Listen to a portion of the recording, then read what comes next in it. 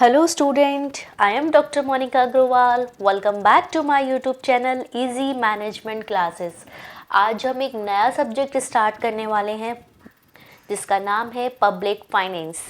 Public finance में हम सबसे पहले पब्लिक फाइनेंस का मीनिंग, पब्लिक फाइनेंस का scope, nature of public finance, importance of public finance and comparison of public finance and private finance की study करेंगे।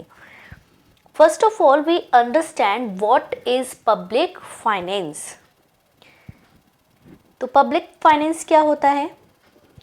Public finance is that branch of economics which is concerned with the study of revenue and expenditure of the public authorities.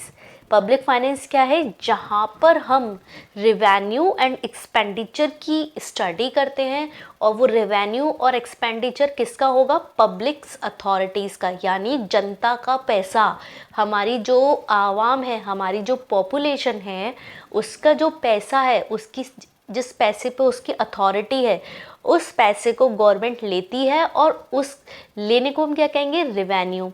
और जब वो हमें उसके बदले में कुछ देती है उसे हम क्या बोलेंगे? एक्सपेंडिचर। तो रेवेन्यू और एक्सपेंडिचर का जो स्टडी होती है उसको हम क्या बोलते हैं? Public finance. It's focus on how government policies of taxation and public expenditure affect the economy and the welfare of the people living in the country। ठीक है, गवर्नमेंट किस पे फोकस कर रही है? यहाँ पर टैक्सेशन पॉलिसीज पे फोकस कर रही है, क्योंकि गवर्नमेंट के रेवेन्यू का जो मेन सोर्स है वो है टैक्स। टैक्स के थ्रू गवर्नमेंट रेवेन्यू जनरेट करती है और पब्लिक एक्सपेंडिचर करती है, यानी एक्सपेंडिचर कहाँ पे करती है? सड़कों को बनवाती है, एजुकेशन प्रोवाइड करवाती है, ठीक है, ऐसे कई सारे काम करती है जिसको हम क्या बोलते हैं? पब्लिक एक्सपेंडिचर, जो गवर्नमेंट हमें करके देती है, हमारी वेलफेयर के लिए करके देती है, हमारे लिविंग ऑफ स्टैंडर्ड को इंक्रीज करने के लिए एक्सपेंडिचर करती है। The term public authorities here refers to different layers of government operating within a country. Public authority क्या है? Different layer of government operating in a country। जो बहुत सारे गवर्नमेंट काम करती है उसको हम क्या बोलते हैं? Public authority. In the Indian federal structure, public authority refer to 3 layer of government। ठीक है, पब्लिक अथॉरिटी की कितनी लेयर बताई गई है? 3 लेयर। फर्स्ट क्या है? सेंट्रल गवर्नमेंट, जो सेंट्रलाइज्ड होती है यानी ओवरऑल कंट्री में वर्क करती है। स्टेट गवर्नमेंट, जो रिस्पेक्टिव स्टेट में वर्क करती है, जैसे यूपी में अलग गवर्नमेंट है, एमपी में अलग गवर्नमेंट है, ठीक है, महाराष्ट्र में अलग गवर्नमेंट है, तो वो क्या हुई? स्टेट लेवल पर जो वर्क कर रही है। And the local government like panchayat samiti and municipalities at the local level. ठीक है, तो गवर्नमेंट की जो पब्लिक अथॉरिटी हैं उनके 3 लेयर्स बताए गए हैं। कौन कौन से लेयर्स बताए गए हैं? First centralised government, second state government and third local authorities. Local authorities कौन सी होती है? जैसे हमारी पंचायत हो गई, ठीक है, म्युनिसिपल पार्टीज हो गई, ठीक है, इनको हम क्या बोलते हैं? Local government. नेक्स्ट आते हैं meaning of public finance. Basically meaning of public finance को समझने के लिए हमें पहले पब्लिक को समझना होगा, फिर हमें फाइनेंस को समझना होगा। The word public means a group of people represent by the government and finance means monetary resources. Public क्या हुई? यानी कि जो ग्रुप ऑफ पीपल है रिप्रेजेंटेड बाय द गवर्नमेंट, जो गवर्नमेंट के थ्रू रिप्रेजेंट किए जा रहे हैं, हम सब जो रह रहे हैं हमारी कंट्री में, वो हम क्या हैं? हम पब्लिक हैं। और फाइनेंस तो आप जानते हो, फाइनेंस मीन्स मॉनेटरी रिसोर्सेज। जितने भी हमारे मनी टर्मिनोलॉजी के फैक्टर्स हैं, सोर्सेज हैं, जिससे मनी जनरेट होती है, उनको हम क्या बोलते हैं? Monetary sources. Those The public finance means the financial resources or income and expenditure of the government of a country। तो public finance means क्या है? Financial resources है और income और expenditure of the government of a country। क्या है? Financial resources जो government हमें क्या करती है, रेवेन्यू जनरेट करती है और हमारे ऊपर एक्सपेंडिचर करती है। According to R.A. Musgrove, a complex of problem that centers around the revenue expenditure process of government is referred to traditionally as public finance। Meaning वही है, सिर्फ लैंग्वेज चेंज है।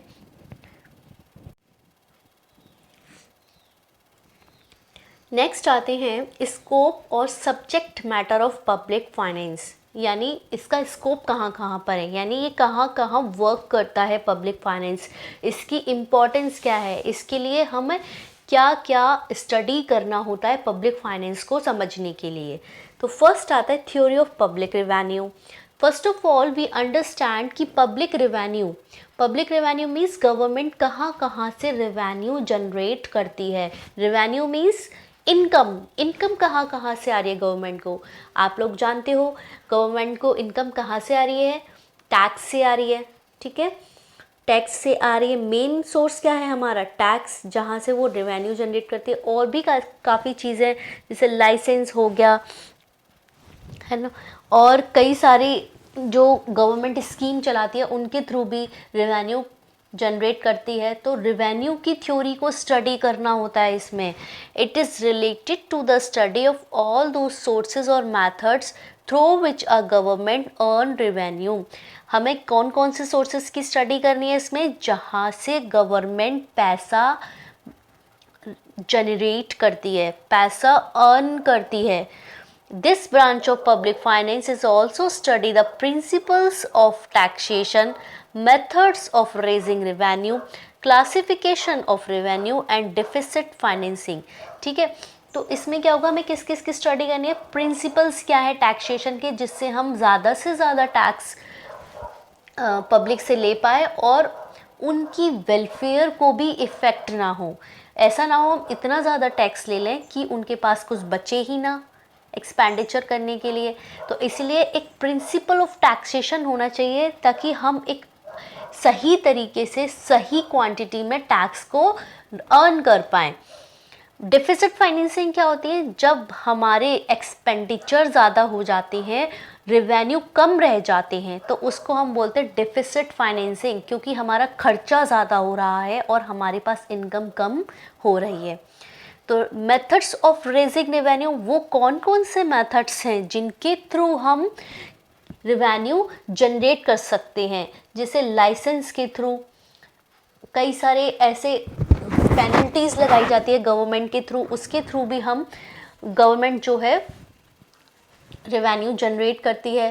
टैक्स तो मेन सोर्स हो ही गया। Classification of revenue, जैसे कई तरीके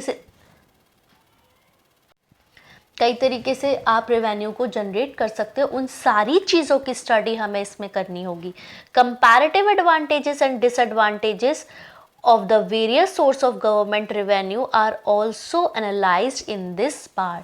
हमें कंपैरेटिव स्टडी भी करनी होगी ताकि जो डिफरेंट सोर्सेज से हमें जो इनकम जनरेट हो रही है उसमें हमें ये ध्यान रखना है, ये समझना है कि कौन सा सोर्स हमारे लिए इम्पॉर्टेंट है जिससे हमें ज़्यादा से ज़्यादा इनकम अर्न हो रही है।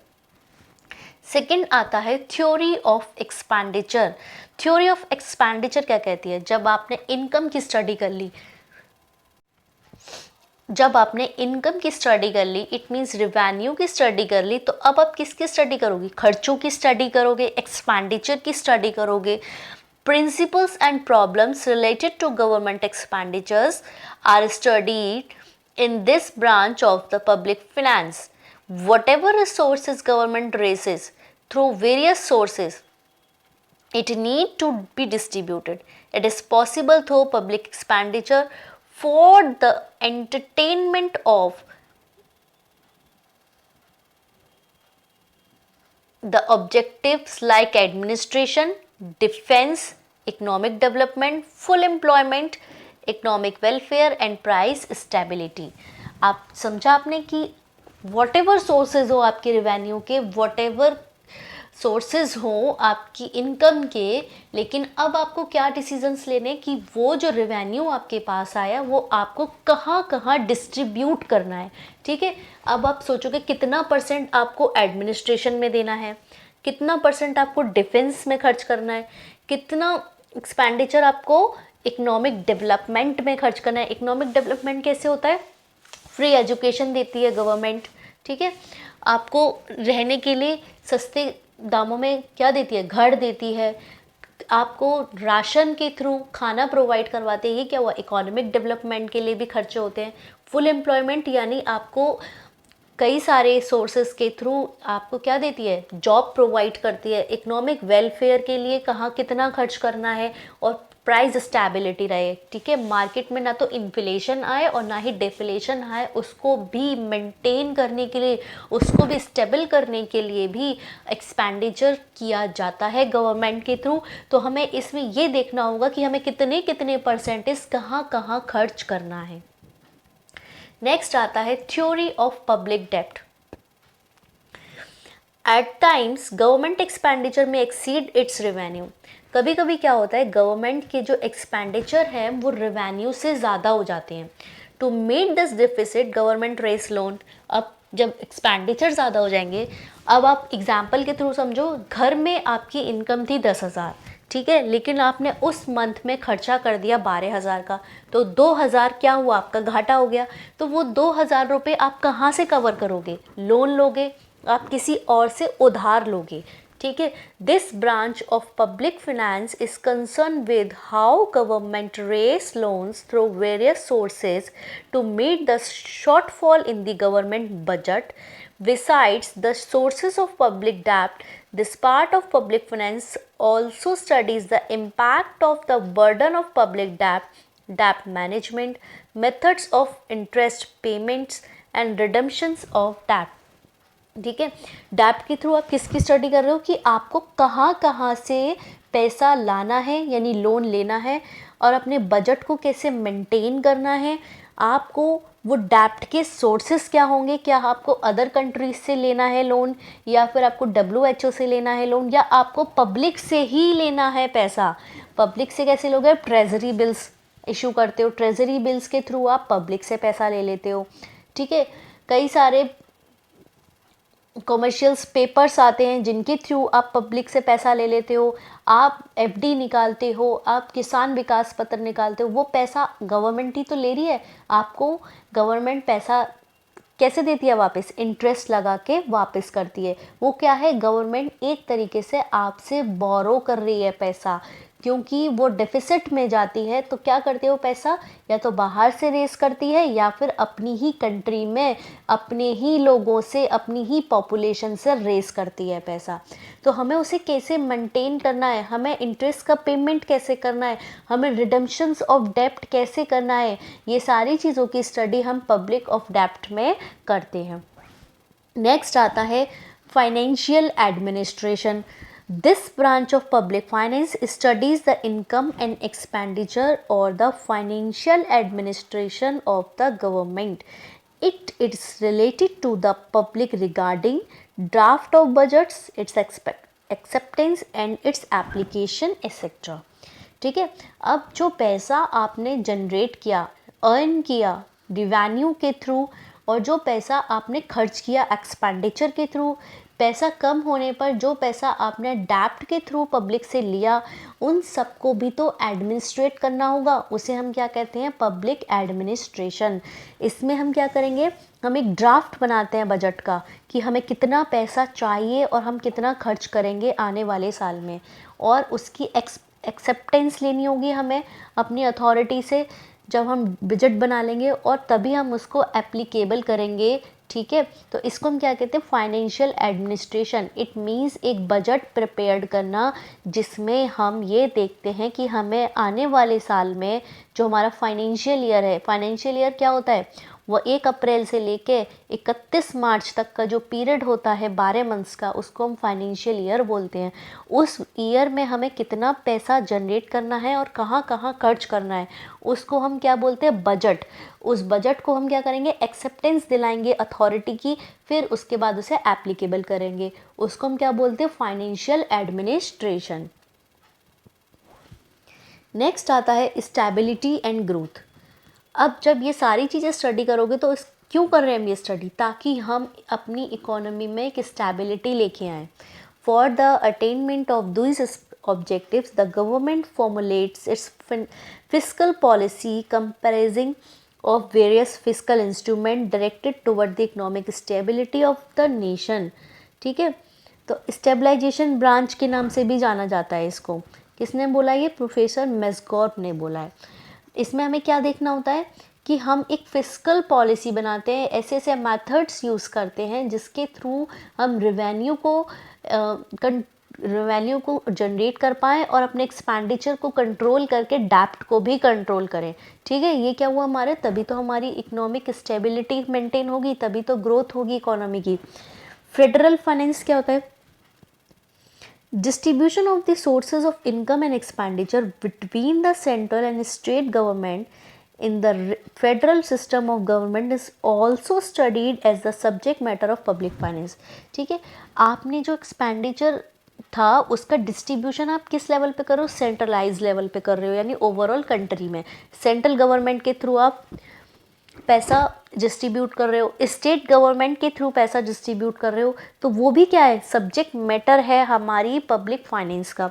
तो इस तरीके से अगर हम देखें तो हमारी जो पब्लिक फाइनेंस का स्कोप है हम उसको 3 पार्ट्स में डिवाइड कर सकते हैं। First is allocation branch. Allocation branch मतलब कहाँ कहाँ से पैसा आएगा। डिस्ट्रीब्यूशन ब्रांच, कहाँ कहाँ में पैसा डिस्ट्रीब्यूट करना है। एंड स्टेबलाइजेशन, जो हम किसके थ्रू करते हैं? फाइनेंशियल एडमिनिस्ट्रेशन के थ्रू करते हैं, स्टेबिलिटी एंड ग्रोथ के थ्रू करते हैं, फेडरल फाइनेंस के थ्रू करते हैं। ये क्या हुआ? हमारे 3 फेडरल फाइनेंस होते हैं। हमारे 3 फेडरल फाइनेंस क्या होते हैं हमारे? Allocation branch, distribution branch and stabilization branch.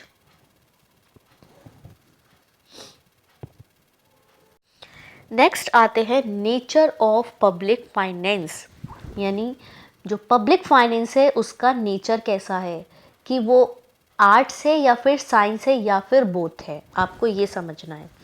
अब फर्स्ट ऑफ ऑल ऑथर्स कैसे कहते हैं कि public finance is a science. Science क्या है? साइंस के अंदर क्या होता है? हम रूल्स स्टडीज़ करते हैं, हम एक सिस्टमैटिक स्टडी करते हैं, उसको हम क्या बोलते हैं? साइंस बोलते हैं। जहाँ पे हम एक्सपेरिमेंट्स करते हैं उसे हम साइंस बोलते हैं। जहाँ हम प्रिंसिपल्स और रूल्स को फॉलो करके कुछ इनोवेट करते हैं उसको हम क्या बोलते हैं? साइंस बोलते हैं। तो पब्लिक फाइनेंस क्या है? एक systematic study relating to revenue and expenditure of the government. तो पब्लिक फाइनेंस क्या है? एक सिस्टमैटिक स्टडी है, क्योंकि हम इसमें क्या बनाते हैं? बजट बनाते हैं। हम एक एक पॉइंट फोकस करते हैं कि कहाँ कहाँ से हमारा रेवेन्यू आएगा, एक एग्जैक्ट वैल्यू देते हैं हम बजट में कि हमें इतना रेवेन्यू मिलेगा। तो ये क्या हुआ? हमारी एग्जैक्ट स्टडी होती है, हमारी सिस्टमैटिक स्टडी होती है। फिर हम एक एग्जैक्टली एक ओवरव्यू देते हैं कि हमें अपना पैसा कहाँ कहाँ डिस्ट्रीब्यूट करना है, तो उसको हम क्या बोलते हैं? Public expenditure. तो ये जो एक सिस्टमैटिक स्टडी होती है रेवेन्यू एंड एक्सपेंडिचर की, उसको हम क्या बोलते हैं? साइंस है public finance. It also study the causal relationship between facts relating to revenue and expenditure of the government. ये एक कॉज एंड इफेक्ट रिलेशनशिप भी बताता है, इसीलिए इसको साइंस भी बोला जाता है। कैसे? कि किसी भी चीज़ की साइंस क्या बताती है? साइंस क्या बताती है कि अगर किसी बच्चे को फीवर है तो उसके कॉजेस क्या हैं, किस वजह से उसको फीवर आया, और इफ़ेक्ट क्या क्या हो सकते हैं उसकी बॉडी पे। तो ये सारी चीज़ें साइंस स्टडी करता है। ऐसे ही पब्लिक फाइनेंस में भी हम कॉज एंड इफ़ेक्ट रिलेशनशिप को स्टडी करते हैं कि अगर हमारे पास पैसा आ रहा है तो वो उसका हम जब एक्सपेंडिचर करेंगे तो उसके कॉजेज़ क्या है, हम क्यों एक्सपेंडिचर कर रहे हैं, और उसके इफ़ेक्ट क्या क्या होंगे हमारी इकोनॉमी पे। हम दोनों चीज़ों की स्टडी करते हैं, इसीलिए यहाँ पे इसको साइंस बोला जाता है। For example, it is known for the study of public finance that if taxes are levied at high rates, it will have an adverse effect on production and consumption. अगर टैक्सेस हाई लगाए जाते हैं तो उससे क्या होगा? Production पे effect होगा। क्यों होगा प्रोडक्शन पे इफेक्ट? क्योंकि जब हम ज़्यादा से ज़्यादा पब्लिक से टैक्स लेंगे तो उनकी जो रियल इनकम है वो कम हो जाएगी। जब रियल इनकम उनकी कम हो जाएगी तो वो क्या करेंगे? कम चीज़ों को खरीदेंगे, क्योंकि उनके पास पैसा कम है। जब कम चीज़ों को खरीदेंगे तो कंजम्पशन कम हो जाएगा, और जब कंजम्पशन कम हो जाएगा तो चीज़ें बिकेंगी ही नहीं, तो प्रोडक्शन पे अल्टीमेटली इफेक्ट होगा, फिर प्रोडक्शन भी कम होगा। होगा कि नहीं होगा? जब चीज़ें बिक ही नहीं रही हैं तो प्रोडक्शन किस चीज़ का? इसीलिए हाई टैक्स रेट किसको इफेक्ट करते हैं? एडवर्स इफेक्ट देते हैं प्रोडक्शन एंड कंजप्शन पर। तो पब्लिक फाइनेंस क्या है? पब्लिक फाइनेंस साइंस कहलाता है, क्योंकि यहाँ पर एक सिस्टमैटिक स्टडी की जाती है, क्योंकि यहाँ पर कॉजल इफेक्ट रिलेशनशिप की स्टडी की जाती है, यहाँ पे फैक्ट्स एंड प्रिंसिपल्स की स्टडी की जाती है, इसीलिए इसको साइंस कहा जाता है। सेकंड आते हैं, public finance is an art. अब इसको क्या बोला जाता है? आर्ट भी बोला जाता है। क्यों? Art is the application of knowledge for achieving defined objectives. आपके जो डिफाइंड ऑब्जेक्टिव है, आप उसको किस तरीके से अचीव कर रहे हो, ये भी तो एक कला है, ये भी तो एक आर्ट है। Fiscal policy vision which is an important instrument of public finance makes use the knowledge of government revenue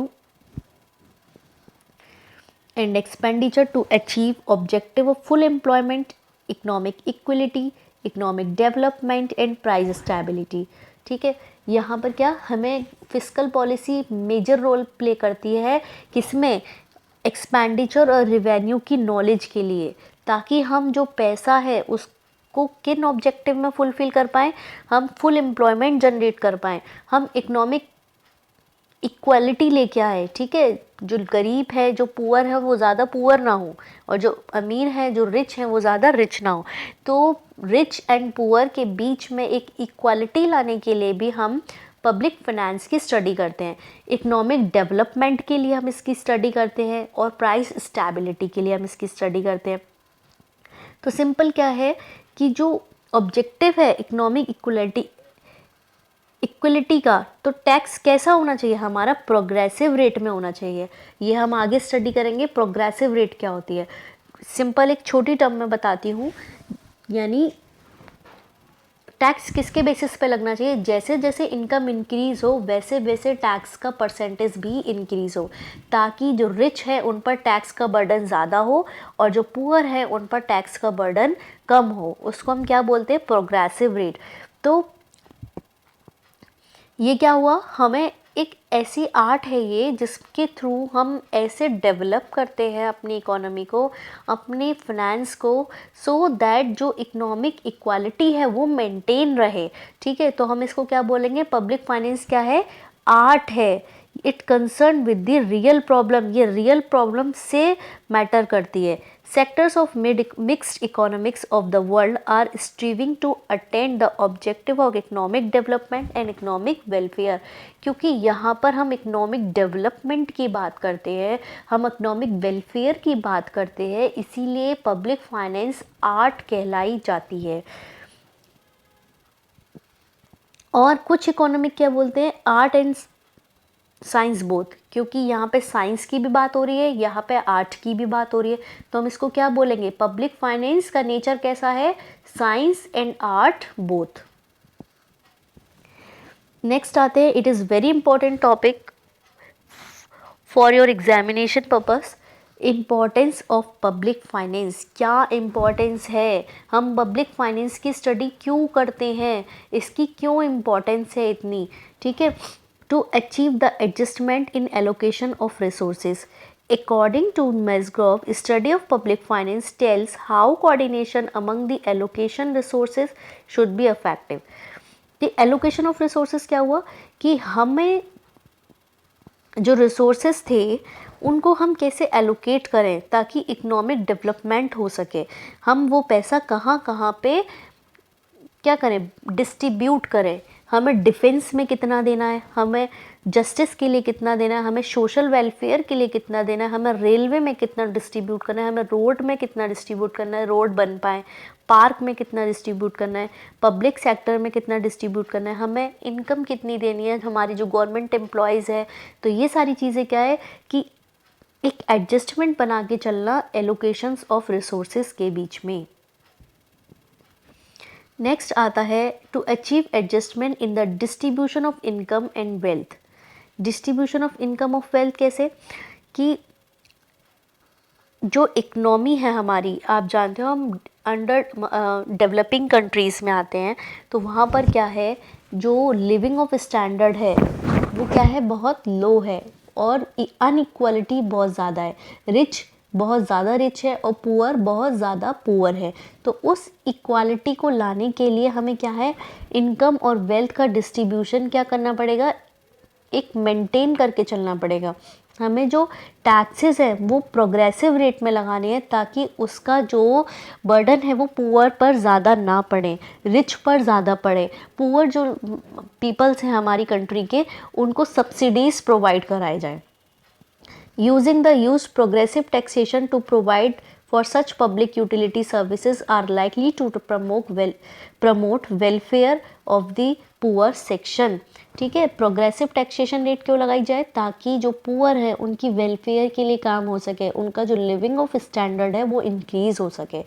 लिवाइंग high rate of indirect tax on luxuries good and exempting necessities for the burden of taxation. अब next step क्या कर सकते हैं, क्योंकि luxuries good rich ही ज़्यादा लेते हैं, तो हमें लग्जरीज गुड्स पे टैक्स ज़्यादा लगाना चाहिए, और जो नेसेसरी चीज़ें हैं, जो नेसेसिटीज़ हैं हमारी, उन पे टैक्स हमें कम लगाना चाहिए। To achieve economic stability, economic stability कैसे आएगी, इकोनॉमिक स्टेबिलिटी के लिए हमें इनवॉलेंट्री अनएम्प्लॉयमेंट को ख़त्म करना पड़ेगा, अनएम्प्लॉयमेंट ख़त्म करना पड़ेगा। Effective demand be stimulated by reducing the tax, जो डिमांड है उसको इफ़ेक्ट करने के लिए हमें टैक्स को कम करना पड़ेगा, ताकि हमारी जो चीज़ों की डिमांड है वो इंक्रीज़ हो पाए। To check inflation public expenditure be curtailed and the level of taxation enhance, हमें इन्फ्लेशन को कंट्रोल करना होगा ताकि हमारी इकोनॉमिक स्टेबल रहे। ये नहीं है कभी भी हमारे पास इन्फ्लेशन हो जाए और कभी भी डिफ्लेशन हो जाए। If there is full employment and price stability of economy, then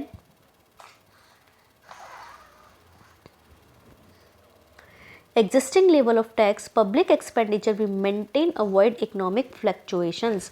ठीक है, जो इकोनॉमी में हमारी फ्लक्चुएशंस हो रहे हैं हमें उनको कंट्रोल करना होगा, ताकि हमारी जो इकोनॉमी है वो स्टेबल रहे। नेक्स्ट आता है टू एक्सेलरेट इकोनॉमिक डेवलपमेंट।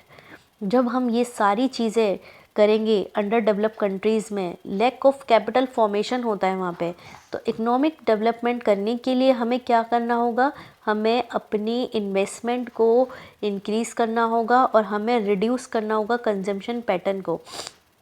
हमें एक्सपेंडिचर्स करने हैं लेकिन अपनी रेवेन्यू को ध्यान में रखते हुए करने हैं, तो उससे ही हम अपना इकोनॉमिक डेवलपमेंट कर सकते हैं। नेक्स्ट आता है public finance and private finance के बीच में डिफरेंस। पब्लिक और प्राइवेट फाइनेंस के बीच में डिफरेंस क्या है, दोनों चीज़ों को समझने के लिए पब्लिक एंड प्राइवेट को हमें सिमिलैरिटीज़ एंड डिससिमिलैरिटीज़ दोनों की स्टडी करनी होगी। सिमिलैरिटीज़ क्या है, public finance and private finance के बीच में balance between income and expenditure. Public finance क्या है, जो गवर्नमेंट का पैसा हो गया उसको हम क्या बोलते हैं, पब्लिक फाइनेंस। प्राइवेट फाइनेंस जो इंडिविजुअल पर्सन का पैसा है, जो एक पर्टिकुलर बंदे का पैसा है, जो पर्टिकुलर पर्सन की इनकम है, उसको हम क्या बोलते हैं, प्राइवेट फाइनेंस। देखो दिया हुआ है इसमें, public finance is concern with the income expenditure of the government as against its problem related to finance of an individual and any private institution is called a private finance. यानी जो private institution का पैसा है और जो एक particular individual का पैसा है उसको हम क्या बोलते हैं, प्राइवेट फाइनेंस। सिमिलैरिटीज़ क्या है, सिमिलैरिटीज़ देखें तो बैलेंस दोनों को करना है, प्राइवेट फाइनेंस को भी बैलेंस करना है और पब्लिक फाइनेंस को भी बैलेंस करना है। किसके बीच में, इनकम और एक्सपेंडिचर के बीच में, दोनों को ही अपनी इनकम को ध्यान में रखते हुए एक्सपेंडिचर्स करने हैं। सेकंड आता है मैक्सिमम सेटिस्फैक्शन, चाहे वो गवर्नमेंट हो चाहे वो इंडिविजुअल हो, दोनों को वेलफेयर के लिए काम करना है, अपना मैक्सिमम वेलफेयर लेना है, तो उसको हम क्या बोलते हैं, maximum satisfaction. Third, impact of economic change, दोनों ही किस पे इम्पैक्ट डालती हैं, इकोनॉमी पर इम्पैक्ट डालती हैं। इसीलिए दोनों का जो सिमिलैरिटी है वो क्या है कि दोनों फाइनेंशियल मैनेजमेंट करके चलते हैं, ताकि जो इकोनॉमिक चेंज है उसको हम दे पाएँ, क्योंकि जो दोनों का फाइनेंस है, पब्लिक का फाइनेंस और प्राइवेट का फाइनेंस, दोनों किस पे इफेक्ट करते हैं, इन्फ्लेशन में इफेक्ट करते हैं और हमारी वेलफेयर को इफेक्ट करते हैं। थर्ड, नेक्स्ट आता है capacity to borrow, both the government and individual have the capacity to borrow money from one or another sources. This enhance their capacity to spend the level of their income. ठीक है, दोनों ही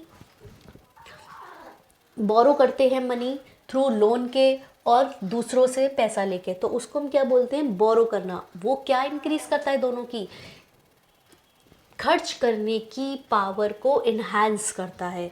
possibility of misuse, both, दोनों में, public में भी और private में possibility है कि हम उस पैसे को मिसयूज कर सकते हैं। अब आते हैं डिसिमिलैरिटीज पर। Difference in the nature of income, ये तो सब जानते हो। The rights of the government to obtain income are determined by law, जो गवर्नमेंट का पैसा है वो लॉ के थ्रू होता है। So the nature of government income is compulsory. Government can compel people to pay taxes and to give loans, but no individual has such rights. The scope of state income is very wide. Government can get loan from the foreign countries or it can expend money supply while these facilities are not available to private finance. ठीक है, जो government का पैसा है वो कहाँ से आता है, टैक्स के थ्रू आता है, लोन के थ्रू आता है, और जो उसका जो टैक्स होता है बहुत वाइड होता है, उसकी जो इनकम होती है गवर्नमेंट की वो वाइड होती है, उसकी स्टडी बहुत वाइड होती है। लेकिन एक इंडिविजुअल का पैसा कहाँ से आ रहा है, सिर्फ और सिर्फ उनकी नौकरी से और उनके बिजनेस से, तो उसका जो दायरा है वो क्या है, बहुत नैरो होता है। तो जो गवर्नमेंट की जो इनकम होती है वो एक वाइड स्टडी कहलाती है और जो इंडिविजुअल की स्टडी होती है वो एक नैरो स्टडी कहलाती है। नेक्स्ट आता है difference regarding income and expenditure. Government makes an estimate of its expenditure first, then it try to make income for it. Government सबसे पहले अपने एक्सपेंडिचर सोचती है, देन वो इनकम अर्न करने के लिए सोचती है। ठीक है, पहले एक्सपेंडिचर का फॉर्म देखते हैं कि हमें कितना एक्सपेंडिचर करना है इस साल में, फिर उसके बाद वो सोचती है कि कितना हमें अर्न करना है। While individual first his income, individual का है पहले इनकम जनरेट करता है, फिर इनकम जितनी आती है उसके अकॉर्डिंग एक्सपेंडिचर करता है। ठीक है, दोनों का नेचर कैसा हुआ, उल्टा हो गया कि गवर्नमेंट पहले एक्सपेंडिचर्स के बारे में सोचती है और इंडिविजुअल पहले इनकम के बारे में सोचता है। Difference in income elasticity, the income of a person is in elastic. ठीक है, जो इंडिविजुअल है उसका जो इनकम है वो कैसी है, ऐसी लिमिटेड है, जितनी है उतनी ही रहेगी। लेकिन जो गवर्नमेंट की इनकम कैसी है, इलास्टिक, जो कितनी भी हो सकती है। इलास्टिक समझते हो ना, इन इलास्टिक मीन्स होता है जो इनकम लिमिटेड इनकम, लेकिन गवर्नमेंट की इनकम कैसी है, अनलिमिटेड। ठीक है, difference in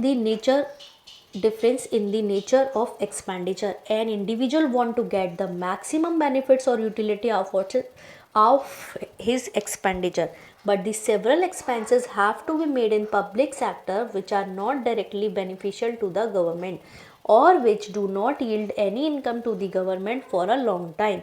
Habits and customs affect the personal expenditure greatly, but the public expenditure is motivated by such government policies as removal of unemployment and economic development. ठीक है, समझ आया आपको कि जो गवर्नमेंट का एक्सपेंडिचर वो किसके लिए है, अनएम्प्लॉयमेंट को कम करने के लिए, इकोनॉमिक स्टेबिलिटी को लाने के लिए, इकोनॉमिक डेवलपमेंट के लिए करने के लिए। लेकिन जो इंडिविजुअल का एक्सपेंडिचर है वो किसके लिए, मैक्सिमम सेटिस्फैक्शन के लिए है और अपनी यूटिलिटी को इंक्रीज करने के लिए। ठीक है, जो गवर्नमेंट की जो एक्सपेंडिचर है वो ज़रूरी नहीं है वो उसके लिए बेनिफिशियल हो, लेकिन जो इंडिविजुअल का एक्सपेंडिचर है वो उसके लिए बेनिफिशियल होते हैं, उसको बेनिफिट्स देती है। नेक्स्ट आता है secrecy. Every person tries to not to let any one know his real income and expenditure. In other words, he wants to maintain a secrecy in this regard, but government publics extensively the detail of its income and expenditure. That is why the saying goes, there is no secrecy in public finance, private finance are secret.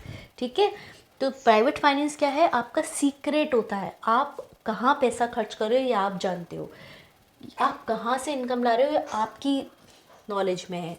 ठीक है, लेकिन जो government expenditures होते हैं वो कैसे होते हैं, वो सीक्रेट नहीं होते हैं, वो हमारी कंट्री में हर एक पर्सन को पता होते हैं. गवर्नमेंट को बताना होता है कि वो कहाँ कहाँ से पैसा लाएगी और कहाँ कहाँ पे खर्च करेगी. नेक्स्ट आता है difference in the nature of budget. ये तो आप अच्छे से समझते हो कि जो पर्सन का बजट है वो बहुत शॉर्ट पीरियड के लिए होता है, जैसे मंथ के लिए हो गया. लेकिन जो पब्लिक का बजट है वो ईयरली बनता है, पूरे फाइनेंशियल ईयर के लिए बनता है. तो उसको हम क्या बोलते हैं, नेचर ऑफ बजट कैसा हो गया, गवर्नमेंट का बहुत बड़ा हो गया, और हमारी जो इंडिविजुअल का पैसा है बहुत, बजट का पैसा कितना हो गया, छोटा हो गया. वो सिर्फ मंथ के लिए बनाता है और गवर्नमेंट पूरे ईयर के लिए बजट बनाती है. नेक्स्ट आते हैं difference in future program. Individual के फ्यूचर प्रोग्राम्स कहते हैं सिर्फ उसकी नीड पर डिपेंड करते हैं. ठीक है, लेकिन जो हमारी गवर्नमेंट है वो उसके जो फ्यूचर प्रोग्राम होते हैं वो लॉन्ग टर्म प्रोजेक्ट्स होते हैं, मल्टीपर्पज़ प्रोजेक्ट्स होते हैं.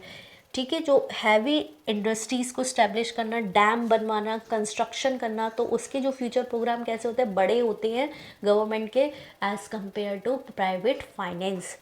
Difference in objectives. Private finance always aim at getting maximum profit. Private finance का मोटिव क्या है, मैक्सिमम प्रॉफिट अपने लिए जनरेट करना. लेकिन गवर्नमेंट का मोटिव क्या होता है, social welfare, defending the country and economic profit होता है उसका मेन मोटिव. ठीक है, मेन मोटिव क्या होता है गवर्नमेंट का, इकोनॉमिक प्रॉफिट होता है. मेन मोटिव क्या होता है गवर्नमेंट का, सोशल वेलफेयर होता है, एंड डिफेंडिंग द कंट्री होता है. ठीक है, डिफरेंस इन ऑर्गेनाइजेशन. जो इंडिविजुअल का सेटअप होता है वो बहुत कैसा होता है, financial setup of a state is much more extensive than that of the individual. ठीक है, समझ आया डिफरेंस इन ऑर्गेनाइजेशन. नेक्स्ट आता है resource allocation. The allocations resources in private finance is made on the basis of prices prevailing in market, but resources allocation in public finance is affected by the budgetary decision of the government. This decision depend upon other objective besides price and market mechanism. ठीक है, जो allocations कैसा हो गया, allocation resources क्या है कि जो पब्लिक फाइनेंस का एलोकेशन कैसा होता है, वाइड होता है. गवर्नमेंट का एलोकेशन ऑफ रिसोर्सेज कैसा होता है, वाइड होता है. प्राइवेट फाइनेंस का कैसा होता है, नैरो होता है. ठीक है, डिफिसिट फाइनेंसिंग क्या है, deficit financing when the government does not get any requisites revenue of all sources, it can get money as a loan from the central bank of the country. The central bank can give loan to the government by printing new currency notes. This arrangement is called deficit financing, but an individual cannot meet his expenses by deficit financing. Deficit financing government में आती है. जब government के पास पैसा कम रह जाता है तो वो लोन लेती है हमारी सेंट्रल गवर्नमेंट से. सेंट्रल गवर्नमेंट कौन सी है, हमारी RBI. और सेंट्रल गवर्नमेंट जब पैसा देती है तो वो नई करेंसी जनरेट करती है गवर्नमेंट को पैसा देने के लिए. ये सारी चीज़ें प्राइवेट फाइनेंस में नहीं होती. Bankruptcy. A person go to bankrupt, his liability may be more than his assets, but a state can never go bankrupt. There is no limit to the liabilities of the state. Bankruptcy एक individual के लिए होती है. जब individual की liabilities बहुत ज़्यादा हो जाती हैं तो बैंकरप्ट हो जाता है. लेकिन गवर्नमेंट कभी बैंकरप्ट नहीं होती है क्योंकि उसकी कोई लिमिट नहीं है लायबिलिटीज़ के लिए. Thank you so much. I hope आपको बहुत अच्छी से समझ आ गया होगा पब्लिक फाइनेंस का मीनिंग, पब्लिक फाइनेंस का स्कोप, पब्लिक फाइनेंस का nature and importance of public finance and private and public finance के बीच में difference. Thank you so much, everyone. Have a good day.